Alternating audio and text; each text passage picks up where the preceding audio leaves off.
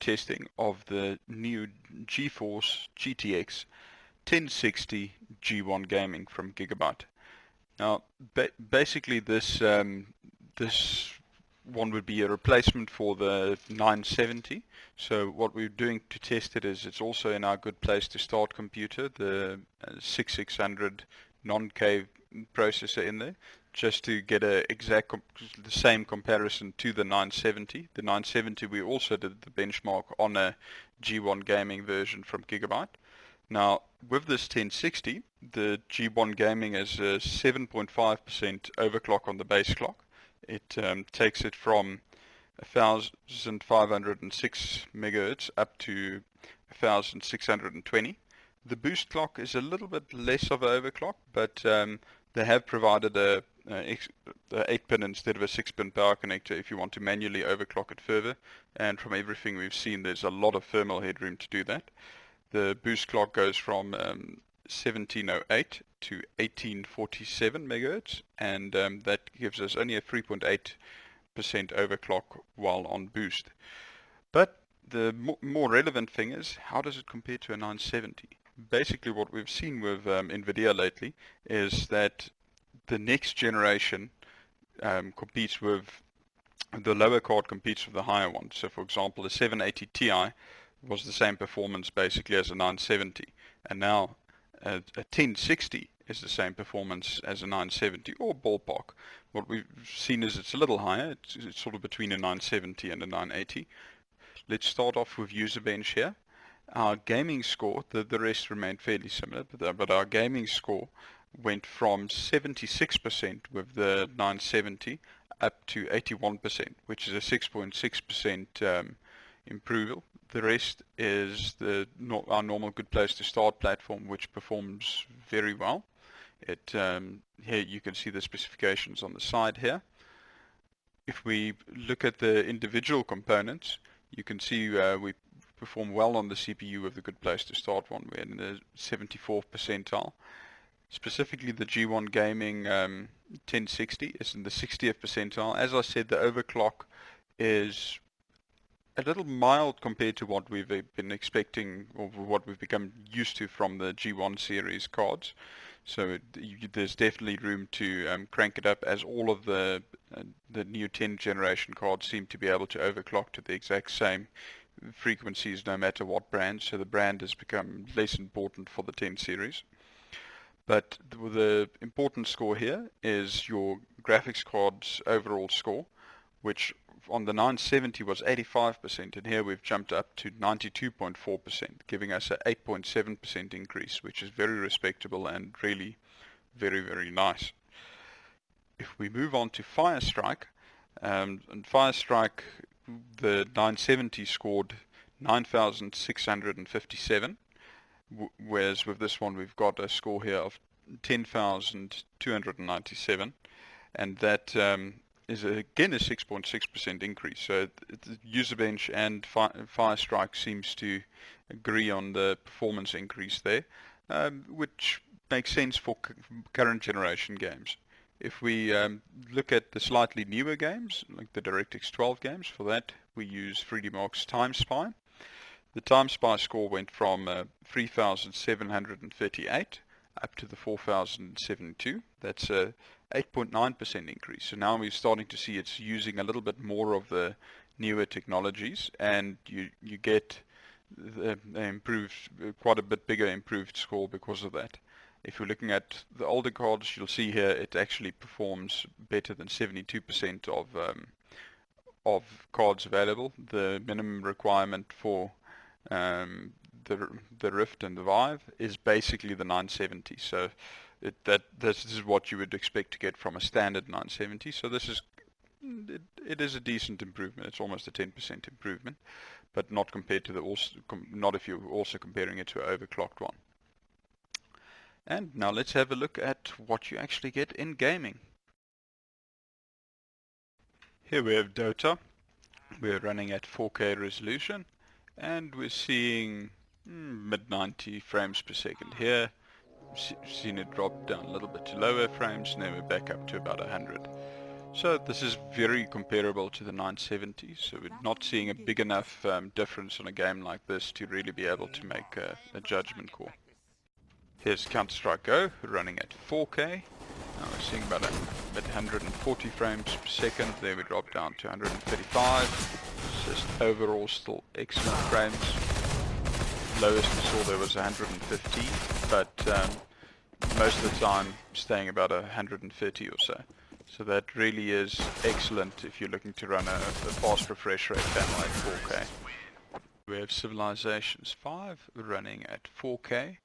And we're seeing about 80 frames per second, which is really impressive. If you compare that to what we saw with the 970. The 970 we were able to maintain about 60, but it did drop down quite a bit lower on occasions. But here we seem to be at 80, except if we click next turn, but this is normal for Civilizations. It drops down while processing the turn. But overall, seems to be very happy at 4K with Civilizations 5. With World at War, we're now at 4K. We still looked at 91 frames per second.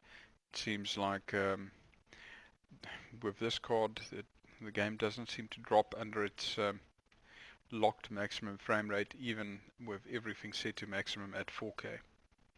Here we have Skyrim running on ultra settings at 4K.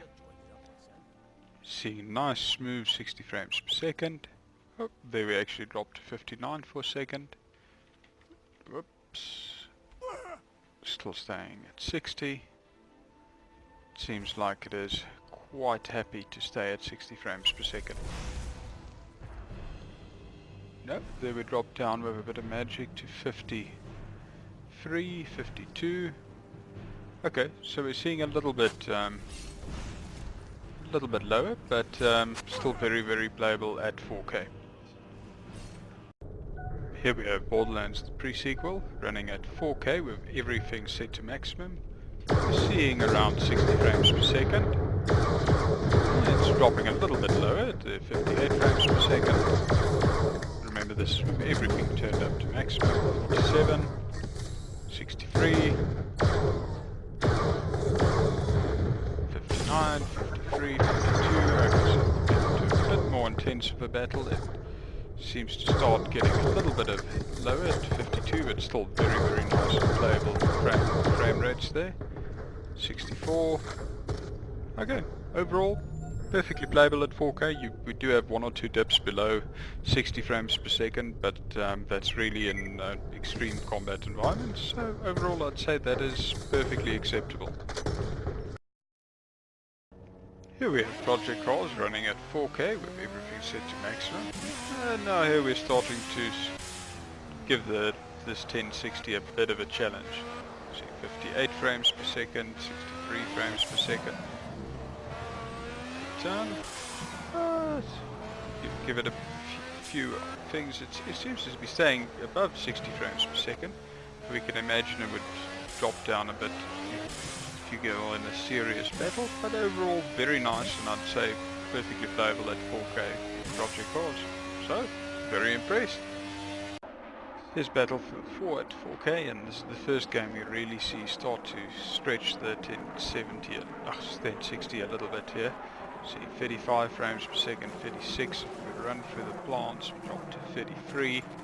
So unfortunately, unless you like playing at these frames, you're probably going to have to sacrifice a little bit of quality. Over here we're seeing nice 48 frames per second, but to get a consistent nice frames per second, you're going to have to set the quality a little bit lower. That explosion dropped down to 40 again. But overall still very impressive. But let's quickly try to see what happens if we just change our graphics quality to high instead of ultra.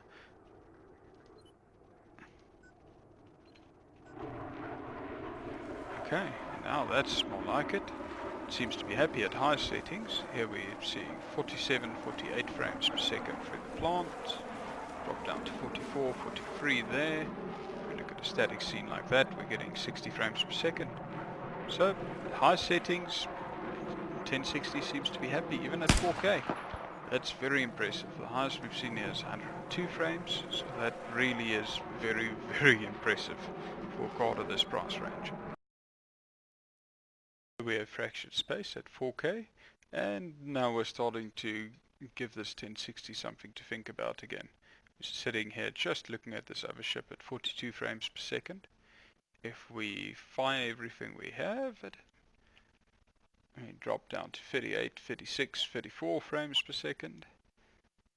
Yes, that's getting a little low. Luckily this game, your movement is fairly slow, so it's probably not too much of an issue. Seeing high 30s. Explosion there, 36 frames per second. So I'd say playable, but definitely at the point where you would want to consider maybe setting one or two of the settings a little bit lower, but that's very impressive considering that this is at 4K. Here we have Arc running at 4K at low settings, and we're seeing about 60 frames per second. If we look at the nice water here, dropping down to about 58, 57. So you probably set a few of the settings a little bit higher, but unfortunately medium settings doesn't really work. And if you go to something like Epic, you see all the eye candy added. You drop down all the way to about 11 frames per second, which is a little too low to really be considered playable. Here's what we got. We're running Ashes of the Singularity at standard settings. This seems to be about the best point for this, as our average frame rate was about 41 frames per second, which is a little bit on the low side, but in the real-time strategy games it seems to be okay. It does drop down a little bit to 37 frames in heavy batches, but it's sort of at marginally okay level. And as you can see here, we've got plenty of system headroom to support a more powerful graphics card at 4K resolutions, which is always nice to know for future upgrades and compatibilities.